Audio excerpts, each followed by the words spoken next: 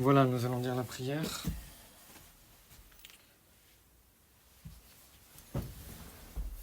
Au nom du Père et du Fils et du Saint-Esprit, ainsi soit-il. Venez, Esprit Saint, remplissez les cœurs de vos fidèles et allumez-en le feu de votre amour. Envoyez votre Esprit, Seigneur, et il se fera une création nouvelle, et vous rénoverez la face de la terre. Prions Dieu qui avez instruit les cœurs de vos fidèles par la lumière du Saint-Esprit. Donnez-nous par ce même Esprit de comprendre et d'aimer ce qui est bien, et de jouir sans cesse de ces divines consolations par le même Jésus-Christ notre Seigneur. Ainsi soit-il. Notre-Dame de la Sagesse, priez pour nous. Saint Joseph, priez pour nous. Saint Thomas d'Aquin, priez pour nous.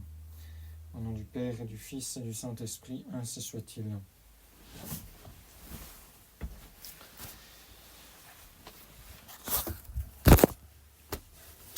Alors nous allons parler ce soir du 5e commandement qui concerne la vie du prochain et la nôtre également. Donc cinquième commandement, tu ne tueras point. Tu ne tueras point, ou comme l'on dit traditionnellement en français, homicide point ne sera de fait ni de consentement, c'est-à-dire ni en acte ni en pensée, évidemment. Alors dans notre cours ce soir, il y aura deux grandes parties. D'abord, le fait qu'il ne faut pas tuer le corps, et ensuite le fait qu'il ne faut pas tuer l'âme. D'accord ? Donc, l'homicide, qui est la mort du corps, et le scandale, qui est la mort de l'âme. Alors, tu ne tueras point, on peut penser que c'est le commandement le plus simple des 10 commandements. C'est effectivement assez clair quand on l'entend comme cela, mais la deuxième partie est beaucoup plus complexe qu'elle n'y paraît à premier abord. Le deuxième commandement renferme plus de choses en fait qu'il n'y paraît. Et je voudrais, avant de me lancer dans le vif du sujet, de détailler un petit peu, je dirais que le plus important, c'est de bien comprendre le pourquoi de ce commandement. Le pourquoi de ce commandement, eh bien, le pourquoi de ce commandement, c'est que l'homme est créé à l'image et à la ressemblance de Dieu. Pourquoi cela ? C'est dans le récit de la création, l'homme est créé à l'image et à la ressemblance de Dieu, et ça veut dire deux choses. Ça veut dire d'abord que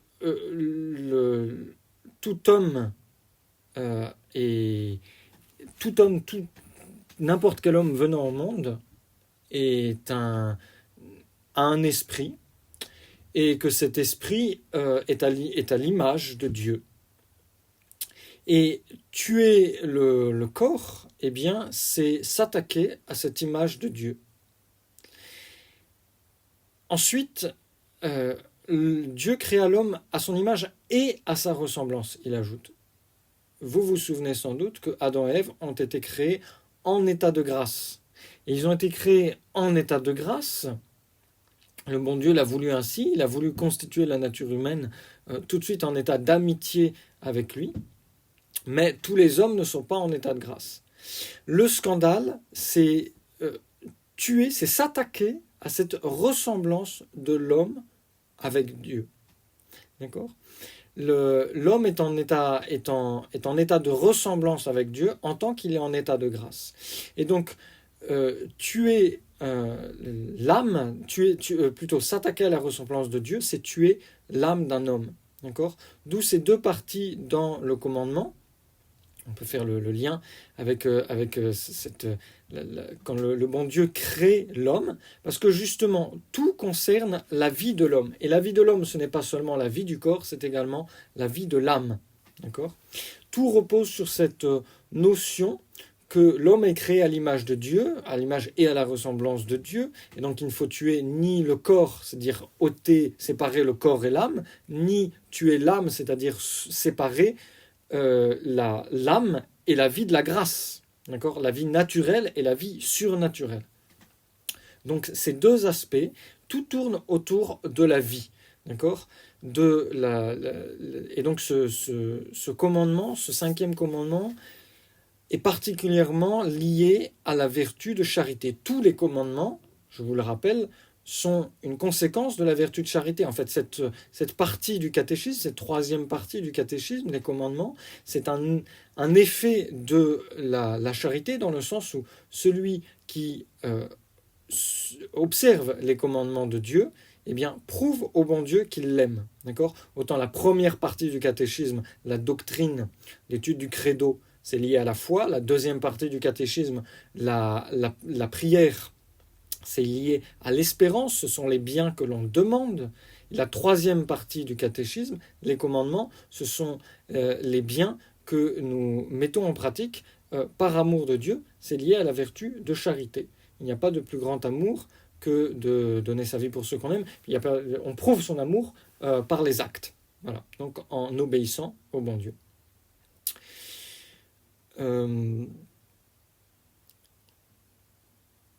Tout tourne donc autour de cette vie que l'homme possède, mais qui appartient à Dieu.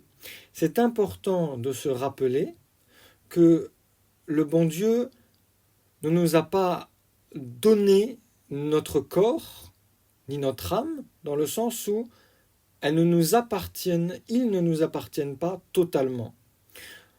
Quand on fait la préparation au mariage, on rappelle aux gens que l'objet du contrat de mariage, l'essence du mariage, ce n'est pas le corps de l'autre, non, c'est l'usage du corps de l'autre.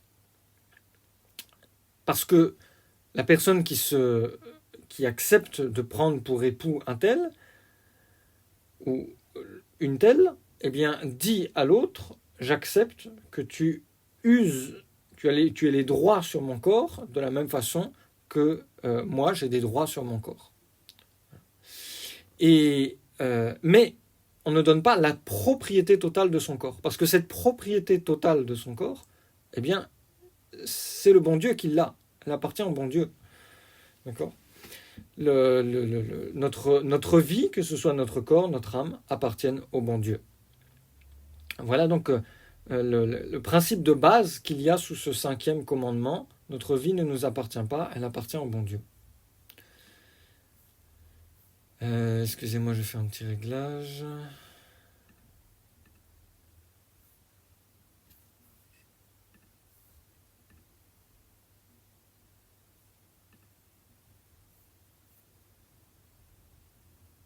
Voilà.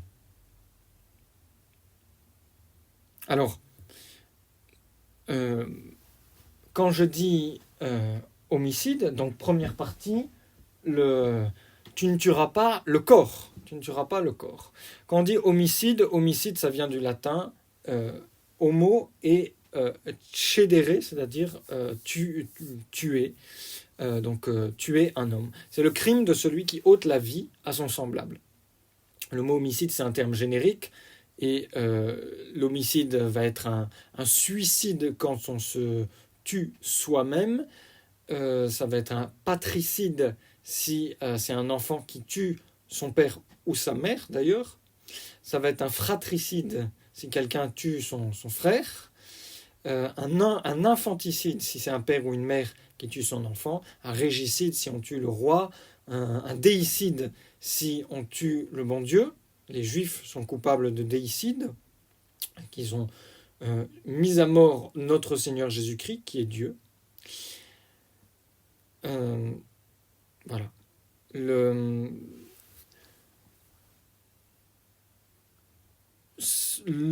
L'objet donc du cinquième commandement, c'est la vie en général. On va commencer par le suicide. Le suicide, c'est donc l'acte de l'individu qui se donne la mort à lui-même. Évidemment, pour qu'il y ait véritablement un suicide, il faut que cet acte soit délibéré et pleinement volontaire. Donc les gens qui se tuent parce qu'ils sont malades, parce qu'ils sont sous médicaments, donc en fait ils ont des problèmes psychologiques, et ça arrive régulièrement, enfin peut-être pas régulièrement, mais fréquemment dans les cliniques psychiatriques, des gens mettent fin à leur vie. Ces gens-là ne sont sans doute pas totalement responsables. Donc, pour qu'il y ait homicide, pour qu'il y ait meurtre, pour qu'il y ait suicide, il faut que ce soit volontaire, évidemment. On peut se donner la mort soit directement. Le suicide direct, c'est évidemment condamner un triple point de vue. Au point de vue individuel, c'est une violation des devoirs de l'homme envers lui-même. L'homme est une personne morale qui a des devoirs à remplir. Or, le premier devoir, celui qui est la base, la condition nécessaire de tous les autres, c'est celui de la conservation de sa vie. Et donc, l'homme ayant ce devoir, la conservation de la vie, il a également, le bon Dieu lui a également donné un instinct de conservation. Et donc se suicider, c'est aller contre cet instinct de conservation qui est très fort. Hein, j'en sais rien, on vous lance un objet, qu'on vous lance une pierre, etc. Tout de suite, le premier réflexe, ça va être de se protéger, de mettre les mains sur son visage. Et on le voit d'ailleurs, de protéger les parties les plus importantes du corps. Voilà. L'homme a cet instinct naturel de survie. On le voit également chez les agonisants qui luttent contre la mort, parce que c'est quelque chose qui va contre la nature directement.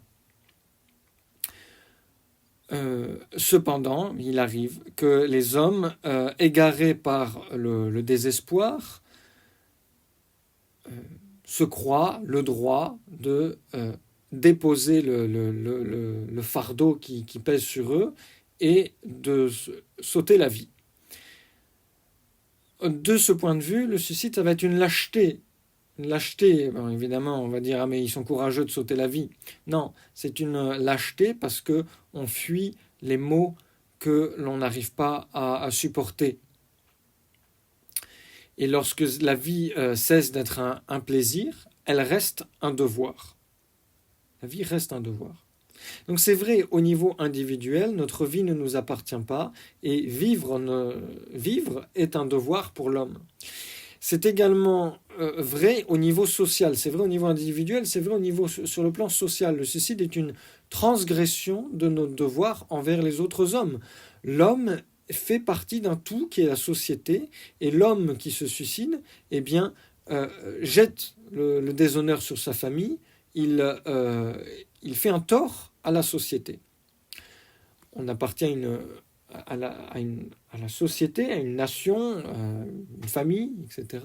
Et tous les membres de cette société sont solidaires. Donc, quelque misérables que nous soyons, nous pouvons encore, toujours, d'une façon ou d'une autre, rendre service à un autre, ne serait-ce que en étant le moyen pour les autres de pratiquer la charité. En tout cas, supposer que notre vie soit devenue complètement inutile, elle n'est pas sans valeur, dans le sens où nous pouvons toujours donner aux autres des exemples de résignation, de force, de grandeur d'âme. Voilà. Et puis, troisième raison pour laquelle le suicide est condamnable, c'est que le suicide est contraire à nos devoirs envers Dieu, bien sûr, c'est le plus important. Dieu reste le maître de la vie, lui seul l'a donnée, lui seul peut la reprendre. Et donc le suicide est un crime si grand que l'Église refuse la sépulture ecclésiastique aux suicidés. Ceux qui se tuent de propos délibérés, l'Église ne permet pas qu'ils soient enterrés avec une messe de funérailles, avec un enterrement chrétien. On ne bénit pas la tombe au cimetière.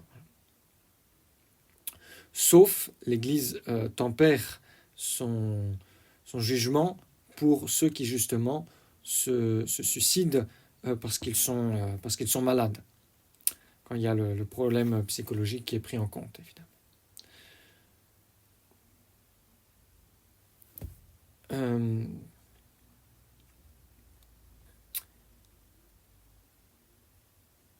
Alors, dans quelles circonstances peut-on s'exposer à la mort? C'est pour un bien d'ordre plus élevé. En perdant sa vie, on gagne quelque chose de plus grand. Donc, dans ce sens-là, on peut mourir martyr, on peut accepter la mort on peut accepter de mourir martyr, évidemment, puisqu'on gagne le bien suprême, à savoir la couronne éternelle. Mais ce n'est pas nous directement qui nous ôtons la vie, donc ce n'est pas véritablement un suicide. Le soldat qui, pour barrer la route à l'ennemi, risque sa vie, et même certain de perdre sa vie, peut quand même aller au combat ou faire exploser la bombe du moment qu'il ne se tue pas directement. On ne peut pas se tuer directement, on peut s'exposer à la mort, à une mort donc indirecte, où c'est pas nous qui nous tuons, mais nous mourrons des conséquences de notre acte, en quelque sorte. Donc on a le droit de charger l'ennemi pour donner le courage à tous ceux qui sont derrière et les entraîner, même si on sait que on va mourir sous les rafales de mitraillettes. Voilà.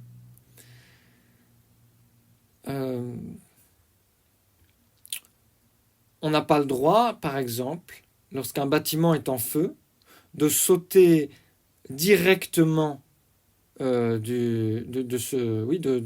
sauter du 40e étage en sachant très bien qu'on va mourir. Par contre, on a le droit de sauter du 4e, peut-être du 5e étage, je ne sais pas exactement, si on se dit qu'on a un espoir d'en sortir. Si le bâtiment est en flammes, pour sauver sa vie. D'accord ?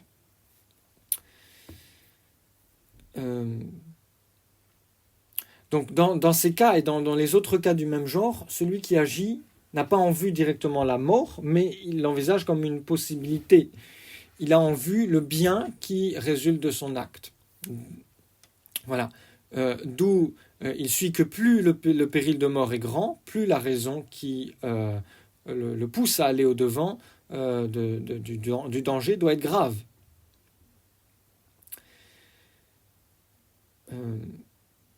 Le bien public demande même qu'il y ait des hommes pour exercer tous les métiers, même ceux qui sont dangereux ou nuisibles à la santé. Que ce soit les pompiers, les militaires, etc. Alors, outre le suicide, le 5e commandement va défendre tout ce qui porte atteinte à l'intégrité de notre corps, évidemment, à commencer par les mutilations volontaires. On n'a pas le droit de s'enlever un membre, à moins que la chose soit nécessaire pour conserver la santé ou la vie. Demandez à un diabétique s'il préfère perdre sa main qui est infectée, qui commence à pourrir, ou plutôt perdre sa vie, mourir de putréfaction, il va vous dire évidemment qu'il préfère l'amputation, même si c'est difficile. Voilà. Le 5e commandement nous défend également tous les excès, soit dans le boire, soit dans le manger, mais également dans le travail, tout ce qui peut nuire à notre santé. Il est défendu également de se livrer à des mortifications excessives dans le but d'abréger sa vie.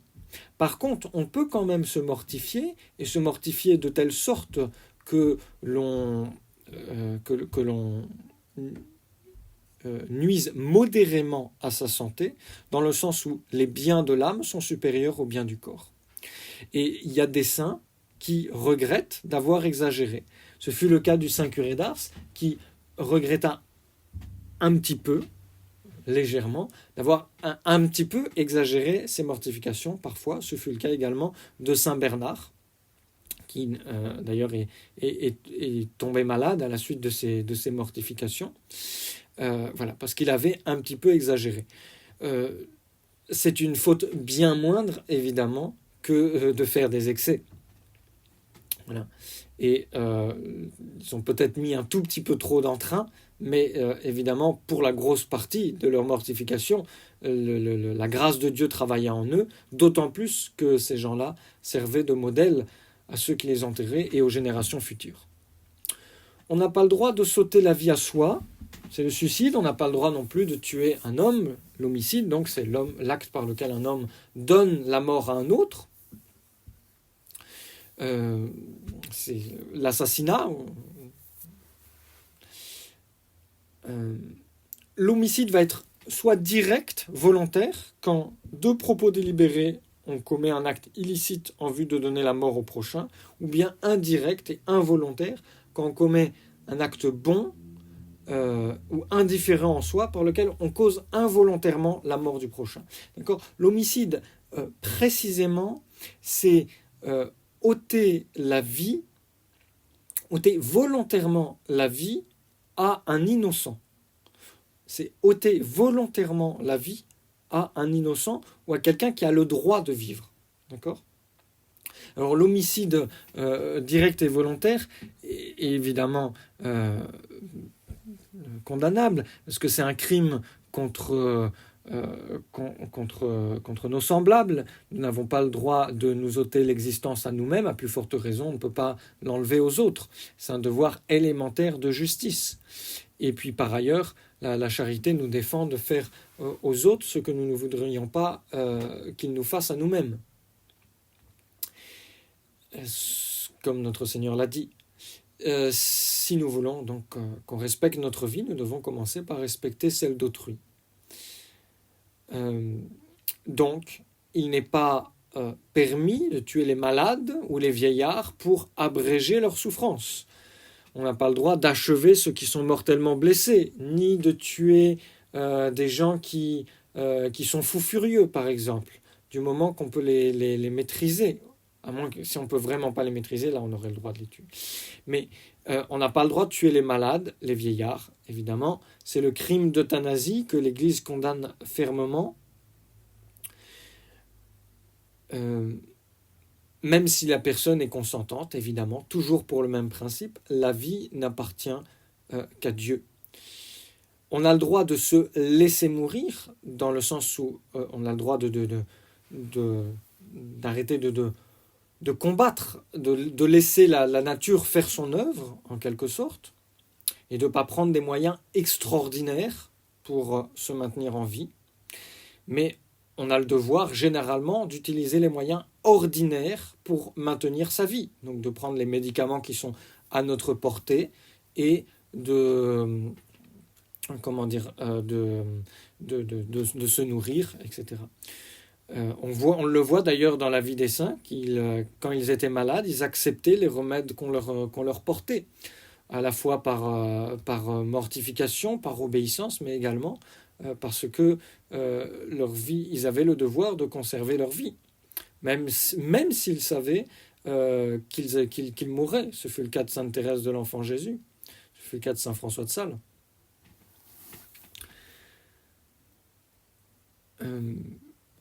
L'homicide est également un crime contre la société. On l'a déjà dit pour le suicide, c'est le même principe. On n'a pas à se faire juge de notre propre cause. Ce droit est réservé à la société dont nous faisons partie. En troisième lieu, c'est un crime contre Dieu. Comme pour le suicide, Dieu seul peut disposer à son gré de la vie, de la mort, et donc il revient à personne d'empiéter sur les droits du Créateur. C'est un point sur lequel il n'y a pas besoin d'insister longtemps, évidemment. Le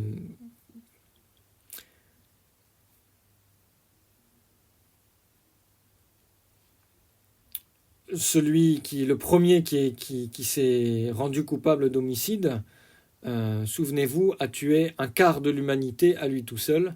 C'est Caïn. Il a tué Abel, ils étaient 4 sur la terre. L'homicide est un crime très grave. Avant, il était puni de la peine de mort en France.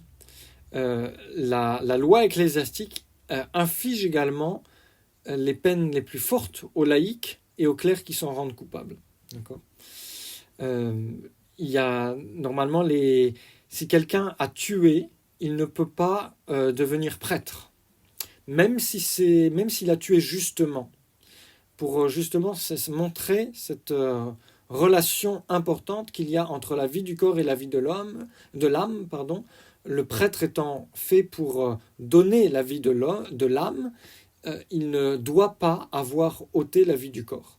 Cependant, il y a eu des exceptions, notamment la vie d'un saint prêtre que je suis en train de lire en ce moment, l'abbé Charles Foyer, après la Révolution. Un jour, il est rentré, il était ce qu'on appelle capitaine de paroisse dans l'armée vendéenne, c'est-à-dire qu'il commandait les hommes de sa paroisse, alors qu'il était assez jeune encore.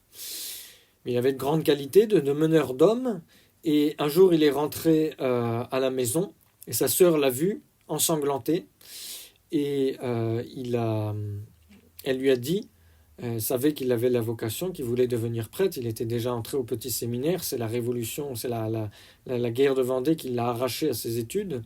Et sa sœur lui a dit, maintenant tu ne pourras pas devenir prêtre. Et lui, il a répondu, cette cause est si sainte que certainement j'en recevrai la permission. Et ça a été le cas. Pourtant, il a dû se battre comme un lion, notamment... excusez-moi, mais ça me passionne, même si on sort un petit peu du sujet. Lors de la bataille de Cholet, il a engagé 19 corps à corps. Il est sorti vivant de ces 19 corps à corps. Donc sont coupables, pour revenir à l'homicide, sont coupables non seulement ceux qui tuent de leurs propres mains, mais aussi ceux qui coopèrent à l'homicide, soit évidemment en commandant un tueur à gage de tuer quelqu'un, soit en le conseillant, soit en fournissant les moyens de tuer quelqu'un. Et c'est même être complice que de ne pas empêcher le meurtre de quelqu'un, quand on peut le faire sans danger ou sans danger grave pour sa propre vie. D'accord.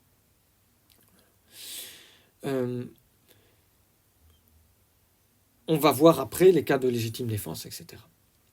Alors, l'homicide indirect, involontaire, au contraire, lui, est licite lorsqu'il est déterminé pour des raisons graves. Par exemple, un automobiliste qui a observé toutes les règles de prudence peut, pour échapper à un grave danger de mort, donner un brusque coup de volant, même s'il s'expose de façon à peu près certaine à écraser quelqu'un. L'abbé Guépin, un jour, a pris en stop quelqu'un qui a sorti un pistolet et qui l'a menacé, qui lui a dit d'arrêter la voiture et de descendre de la voiture. Et maintenant, c'était lui qui prenait le volant et il devait rester... il lui volait sa voiture. Bref. Ce qu'on appelle un carjacking, je crois, aujourd'hui. Et bon, heureusement, l'abbé Guépin venait de faire son service militaire, donc il a réussi à maîtriser son agresseur, mais au péril de sa vie. Voilà. Et il raconte d'ailleurs qu'il a réussi à le jeter dans le fossé, qu'il a réussi à s'enfuir avec la voiture, mais quand il est rentré chez lui, il s'est mis à trembler tout d'un coup. Il y a toute l'adrénaline qui est redescendue et il a commencé à trembler comme une feuille morte à cause du danger auquel il venait d'échapper. Une autre fois, il m'a raconté que quand il était qu'un jour, il marchait dans la rue et il y a un conducteur qui s'arrête et qui lui dit mon père, montez avec moi. Et bon, il a l'inspiration qu'il y avait quelque chose de quelque chose à faire. Il est monté avec cette personne et cette personne a roulé sans rien dire pendant un certain temps. Et puis après, il lui a dit mon père, ouvrez la boîte à gants. Et il a ouvert, il y avait un pistolet. Et ce monsieur lui a dit mon père, prenez-le parce qu'en fait, j'allais me suicider. Et je vous ai vu sur le bord de la route. J'ai été inspiré. Et voilà, je vous ai dit de monter en voiture, mais si vous n'étiez pas là, je me serais déjà suicidé. Et donc, grâce à Dieu, l'abbé Guépin a pu empêcher ce pauvre homme de se suicider. L'histoire ne dit pas ce qui est arrivé du pistolet, mais je crois savoir. Euh, Tout ça pour dire que, évidemment, il faut empêcher au maximum et les pauvres gens de se suicider. Un jour, j'étais appelé par quelqu'un euh, dans la nuit qui, euh, qui avait des tendances suicidaires. Et c'est là où il faut rassurer, faut rendre espoir aux gens, surtout leur rappeler le but de la vie surnaturelle. Voilà pour l'interdiction du suicide, de l'homicide. Alors maintenant, voyons les cas où l'homicide est permis. Parce qu'il y a effectivement des cas où l'on peut tuer. Il y en a trois. Il y a le cas de légitime défense, il y a le cas de la peine de mort, et il y a le cas d'une guerre juste. Alors la légitime défense, qu'est-ce que c'est ? La légitime défense consiste dans le droit que tout homme possède de se protéger contre une agression injuste, de la repousser par la force de manière proportionnée. D'accord ? Alors je dis de manière proportionnée parce que le droit qu'ont les Américains, alors je ne sais pas si c'est dans tous les États, mais les Américains ont le droit de tirer sur ceux qui entrent sans permission dans leur propriété. La violation de la propriété privée n'a pas de proportion avec le fait d'ôter la vie à quelqu'un, évidemment. Donc cette loi est injuste. Elle n'est pas proportionnée, ce n'est pas un cas de légitime défense. D'accord ? Encore une fois, je ne sais pas si c'est dans tous les États ou juste au Texas, je ne me rappelle plus. Mais vous savez, en France, on a des panneaux attention, chien méchant, ne pas entrer. Aux États-Unis, il y a des gens qui ont des panneaux attention, arme à la maison, ne pas entrer. D'accord ? Voilà, ça veut dire ce que ça veut dire.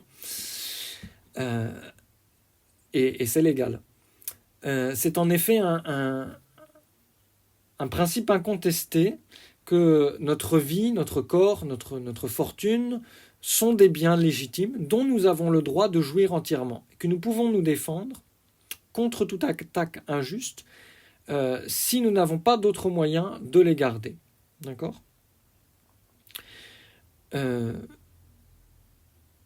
On doit respecter la vie de notre semblable dans la mesure où il respecte la nôtre, évidemment. Par conséquent, on a le droit, s'il nous attaque, nous met dans la nécessité de le tuer pour protéger notre vie ou notre bien.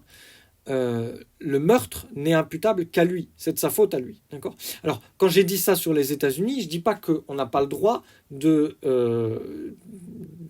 protéger sa propriété privée, même en tuant quelqu'un. Attention.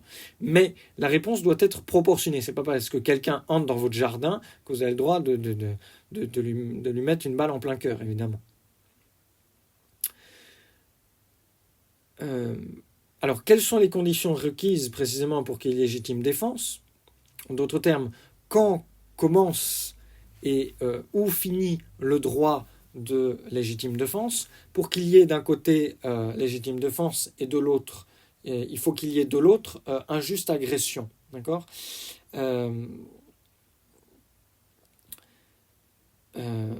Il faut que l'agression soit injuste, qu'elle soit... évidemment, celui qui est condamné à mort, qui est frappé par le bourreau, c'est pas une agression injuste. Voilà. Alors, s'il s'agit de notre vie, il est certain qu'on a le droit de tuer pour la défendre. Même si nous n'avons à craindre, même si on pense que la personne ne va pas nous tuer, mais qu'elle risque de nous blesser grièvement, on a le droit de tuer l'autre. D'accord ? Parce que l'intégrité de notre corps est supérieure à la vie du prochain. Mais, attention, si l'ennemi peut être facilement désarmé, réduit à l'impuissance, ou s'il suffit de nous cacher pour éviter un meurtre, dans ce cas-là, il faut évidemment le faire. Parce que la mort d'un homme est toujours un grave malheur. S'il s'agit des biens de nos biens matériels, de notre fortune, de notre maison, on a le droit de les protéger et de tuer celui qui veut les prendre à une double condition. D'abord, c'est que les biens attaqués soient d'une valeur importante. D'accord ?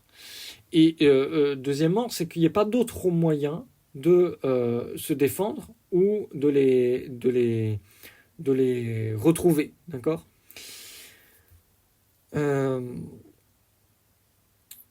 Donc, il est normal en soi ça reste juste qu'un commerçant soit en possession d'une arme pour répondre à une agression, un braquage à main armée ou des choses comme ça. Voilà. Voilà. Voilà pour le cas de légitime défense. Ensuite,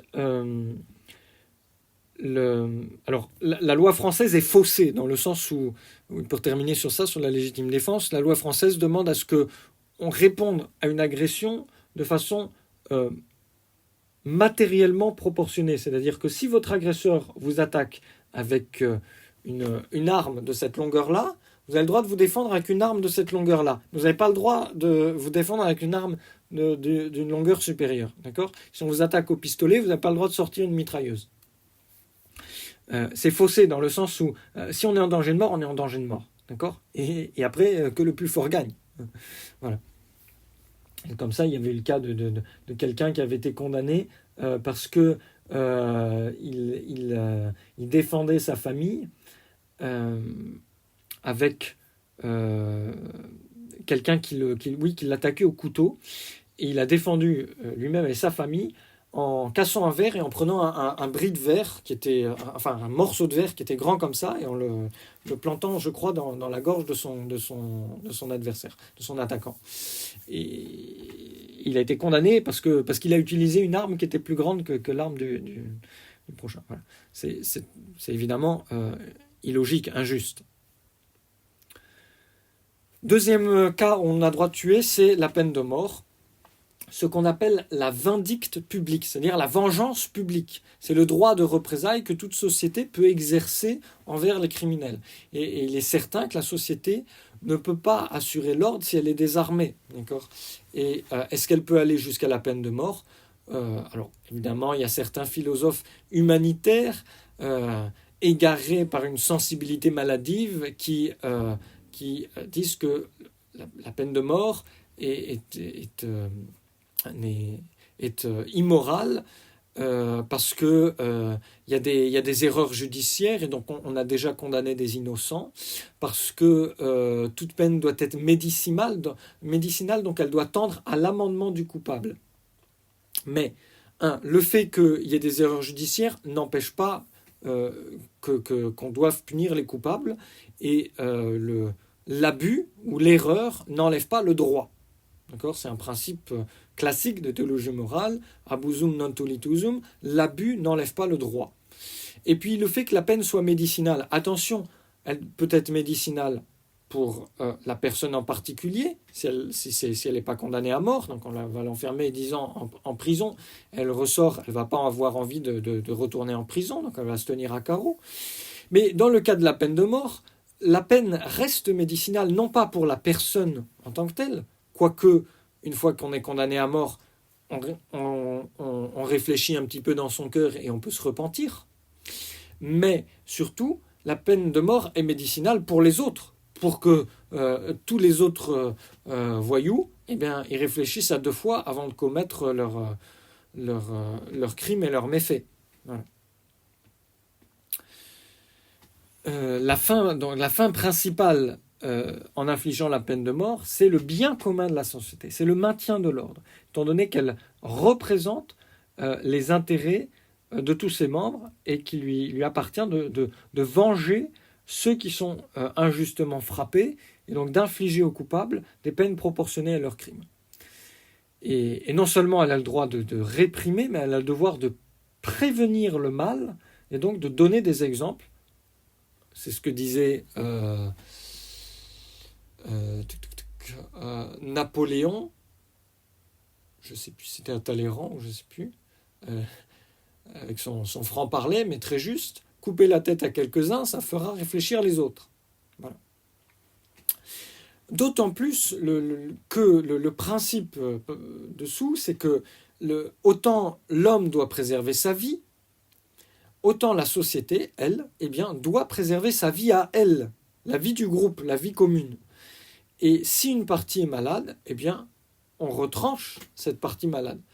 Donc les individus font partie du tout de la société, et s'ils pourrissent la société société a le droit de les retrancher. Alors, la peine de mort, on reverra peut-être cela dans la question du scandale, mais je vais déjà l'aborder, c'est que la peine de mort, on peut la donner évidemment pour des crimes, des méfaits corporels, enfin, qui vont contre la justice, etc., mais également contre des choses très importantes telles que l'hérésie. D'accord ? La société a le droit de mettre à mort les hérétiques. On le verra dans la deuxième partie, parce que l'hérésie s'attaque aux âmes. Et donc la société a le droit, a le devoir même de préserver les âmes. Donc l'Église a le droit de demander la peine de mort pour quelqu'un, et la société elle-même, étant donné les ravages que fait l'hérésie dans une société, a le droit de tuer les hérétiques. D'accord ? J'en profite pour faire une petite parenthèse, à savoir que l'Inquisition espagnole, qui était la plus meurtrière, entre guillemets, n'a tué. D'abord, c'était le pouvoir séculier qui outrepassait bien souvent les consignes de l'Église. L'Église n'a requis que quelques peines de mort, n'a livré au bras séculier que quelques peines de mort, mais de toute façon, il n'y a eu que, le chiffre, c'est entre 1000 et 2000 morts, ce qui est strictement rien comparé à certains génocides ou à certaines guerres provoquées par les États modernes. Alors, la troisième chose pour laquelle on peut tuer justement, c'est la guerre juste. Je vais aller très rapidement là-dessus parce que, je vais quand même vous donner les consignes de saint Thomas d'Aquin, mais vous pouvez retrouver sur notre canal Telegram la petite conférence qu'a fait l'abbé du Tertre aux jeunes hommes, qui a été mis en ligne là récemment. D'après saint Thomas d'Aquin, pour qu'une guerre soit juste, il y a 3 conditions qui sont requises. D'abord, il faut que ce soit le chef suprême légitime de l'État, d'accord, qui déclare la guerre. Si par conséquent les États s'accordent pour reconnaître une autorité supérieure, par exemple celle du pape, comme le faisaient les États au Moyen-Âge, ou bien un tribunal international, ils doivent accepter son arbitrage, d'accord ? C'est pas quelque chose qui est mauvais en soi.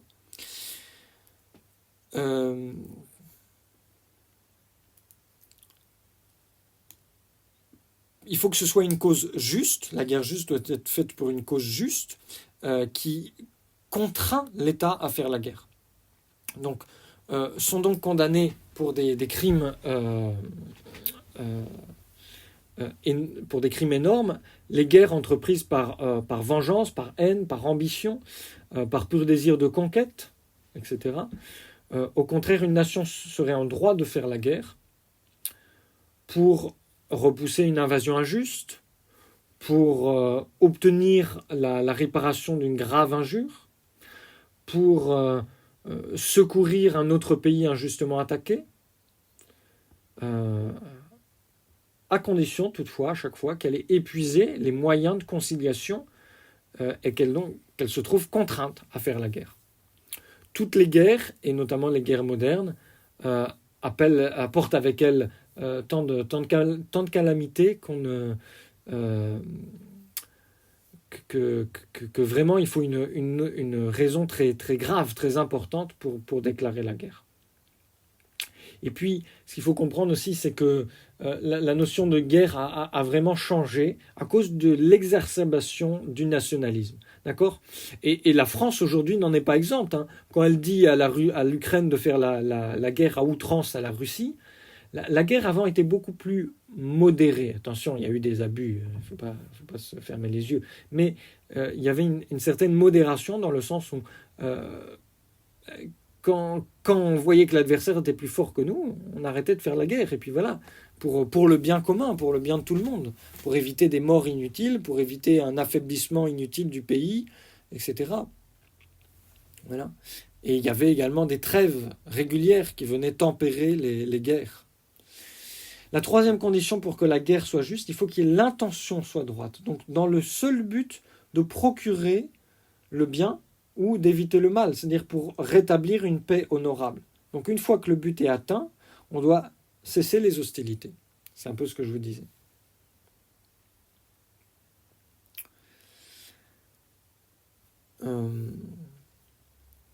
Voilà, il y a également, dans le cas d'homicide, il y a le duel qui est condamné, évidemment. Le bon Dieu a des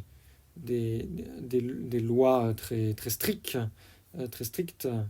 là-dessus.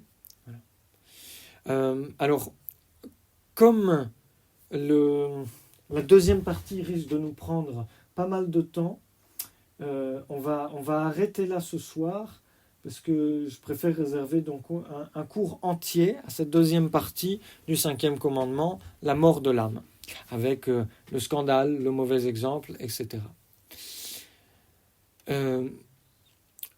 Je termine en donnant cette parole de notre Seigneur. Donc le 5e commandement, on a tendance à le voir de façon très, très restrictive. Bon, tu ne tueras pas. Bon, d'accord, tu ne tueras pas. Alors évidemment, ça demande de ne pas tuer, de ne pas ôter la vie, mais également de ne pas blesser, de ne pas attaquer.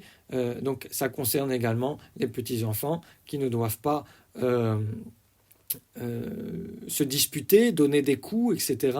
Ou même les plus grands, les bagarres, etc. Tant que c'est pas juste, tant que c'est pas un motif de légitime défense. Voilà. Tout ça, on le sait, on le sait en tant que catholique.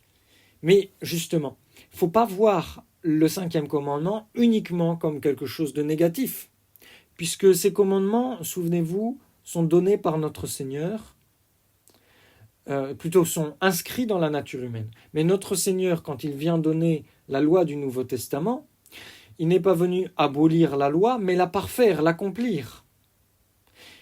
Et qu'est-ce que dit notre Seigneur ? Eh bien, notre Seigneur nous demande d'aimer nos ennemis, de leur faire du bien. Faites du bien à ceux qui vous haïssent, faites du bien à ceux qui vous persécutent. Et donc, le 5e commandement, depuis le Nouveau Testament, depuis la loi évangélique, n'est pas seulement quelque chose de négatif, c'est également un commandement positif où notre Seigneur nous demande d'aimer nos ennemis. On verra ça plus particulièrement dans les biens de l'âme, puisque c'est là particulièrement qu'on va aimer nos ennemis en leur faisant du bien, en essayant de leur procurer un bien spirituel, surnaturel, en priant pour eux principalement. Mais c'est vrai également dans les biens du corps, à savoir que non seulement on ne doit pas chercher à se venger, mais en plus, celui qui est parfait dans le Nouveau Testament, eh bien, il cherche à faire du bien à ses ennemis. Et c'est comme ça que les saints ont désarmé la vengeance de ou la haine de leurs ennemis. D'accord ? Voilà, c'était pour terminer sur cette notion très importante et qui élargit complètement notre vie spirituelle, évidemment, qui donne tout un sens à notre vie spirituelle, à savoir celui de faire du bien à ceux qui nous haïssent. Je vais terminer juste en vous donnant un exemple, comme quoi l'homicide ne reste jamais impuni. La justice de Dieu, vous savez, ces crimes qui s'attaquent directement, contre lesquels on pêche directement contre les commandements de Dieu, eh bien, ces péchés-là, donc je ne parle pas évidemment de quelqu'un, d'un enfant qui va mettre une tarte à son petit frère parce qu'il lui a pris son jouet. Non, je parle de quelqu'un qui tue. qui tue quelqu'un sans raison, qui tue un innocent. Eh bien, ces péchés-là, qui vont directement contre les commandements de Dieu, sont punis généralement déjà sur terre. Déjà sur terre, le bon Dieu venge le droit naturel. Venge dans le bon sens du terme, c'est-à-dire il rend la justice. Il y avait un jour un fossoyeur, donc quelqu'un qui s'occupe des cimetières, qui creusait une tombe à côté d'une autre tombe très proche. Et à un moment, avec sa pioche, il perce un cercueil, et il y a les ossements qui apparaissent. Et il voit le crâne, le crâne de la personne qui est morte, qui se met à vaciller. Et alors il regarde un petit peu ce crâne, et là il s'aperçoit, c'était une personne qui était morte il n'y a pas si longtemps que ça, et il s'aperçoit qu'il y avait un gros clou dans le crâne. Alors il en parle à son responsable, et l'information remonte, et va remonter jusqu'à la justice, jusqu'aux gendarmes, jusqu'au juge. Et c'était un monsieur qui était mort il n'y a pas si longtemps que ça, dont la femme vivait encore. Et du coup, il y a eu une enquête de police, et la femme a fini par avouer qu'elle avait tué son mari, qu'elle lui avait enfoncé un gros clou dans la tête. Elle a été condamnée aux travaux forcés à perpétuité. Le juge ensuite a demandé au fossoyeur mais comment ça se fait que vous avez remarqué ce clou? Et le fossoyeur a dit c'est parce que le crâne bougeait. En fait, il y avait un crapaud qui était entré dans le crâne et qui avait fait vaciller, qui avait fait bouger le crâne. Et c'est pour ça que ça a attiré mon attention. Voilà comment le bon Dieu utilise des petites causes naturelles pour venger des crimes graves. Voilà. Donc les guerres injustes et les milliers de morts qui s'en suivent attirent des malédictions sur les nations qui les ont déclarées, ceux qui ont déclaré ces guerres injustes. Et j'en veux pour preuve aussi, juste à côté de chez nous, dans la rue, au bout de la rue, à côté du jardin des plantes, il y a c'est l'emplacement de la maison de Carrier. Carrier, c'était le révolutionnaire qui a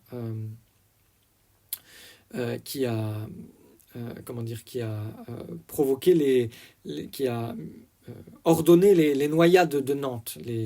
Tous les Vendéens et puis tous ceux qui étaient catholiques étaient mis dans des bateaux, dans des vieilles barques qu'on amenait au milieu de la Loire et qui ensuite étaient coulés.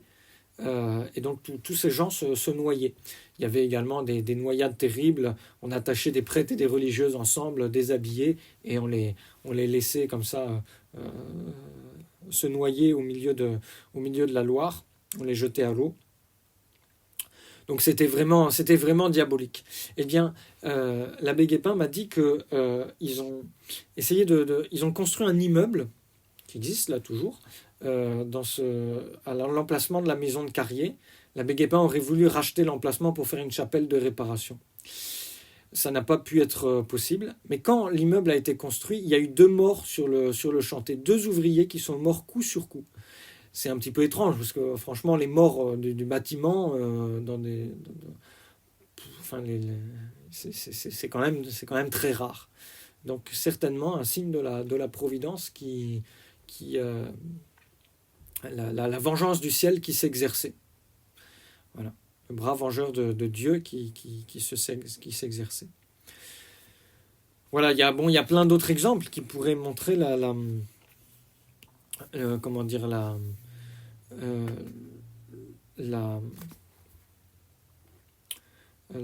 vengeance du ciel.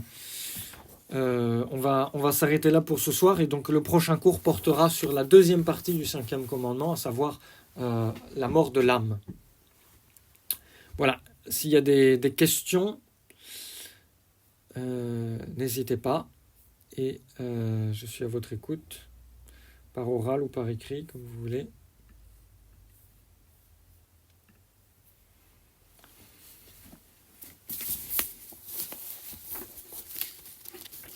Bonsoir, monsieur l'abbé. Une question rapide. Est-ce qu'on peut considérer aujourd'hui la mode des tatouages, le tatouage en soi, comme quelque chose qui va à l'encontre du bien du corps? Ah, Sachant que pour certains, ils sont porteurs de certaines problématiques cancéreuses, etc., oui, etc. absolument. Oui, dernière question. Pardonnez-moi.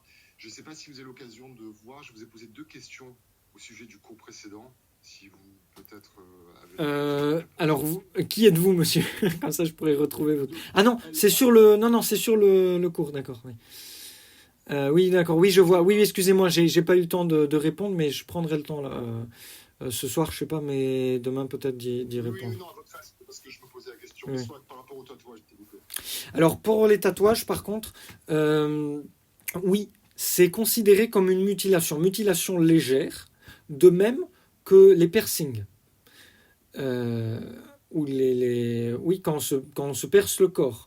Les boucles d'oreilles qui trouent les oreilles aussi, pas les boucles d'oreilles qu'on attache, hein, mais toutes ces choses-là, oui, sont considérées comme des mutilations. Alors, c'est pas des mutilations graves nécessairement, peut-être ça dépend de l'étendue du tatouage. J'ai pas de référence précise en la matière. Je pense que c'était moins répandu. Du coup, il y a pas les moralistes en parlent moins. Euh, j'ai pas de référence précise en la matière, mais oui, ça reste une mutilation du corps qu'on va inscrire comment dire, mettre l'encre sous la peau, etc. Oui, c'est donc quelque chose de qui est condamnable. Voilà. Merci.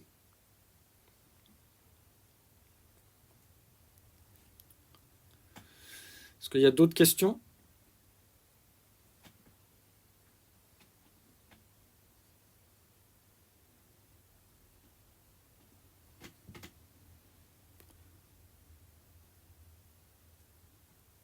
Alors, sur la peine de mort, je ne l'ai pas dit, mais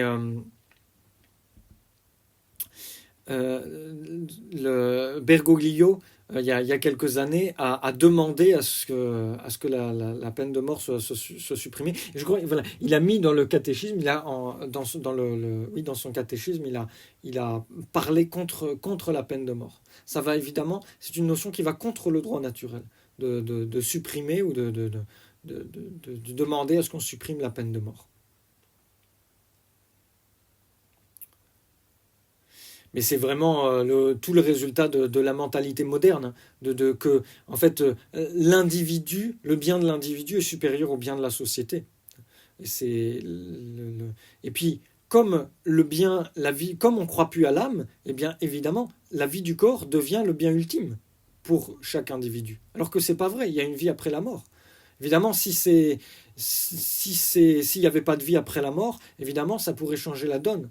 Mais il y a une vie après la mort. Et donc, les personnes qu'on met à mort, pour des raisons graves, eh bien, c'est pas comme si on les rayait de l'existence. Non, ils continuent à vivre après de la vie de leur âme. Voilà. Oui, effectivement, il y a quelqu'un qui a marqué, il y a une référence au toitage dans l'Ancien Testament. Oui, effectivement. Je crois bien. C'est de là que vient cette notion-là. Faudrait que je la retrouve, effectivement. Je ne l'ai pas en tête.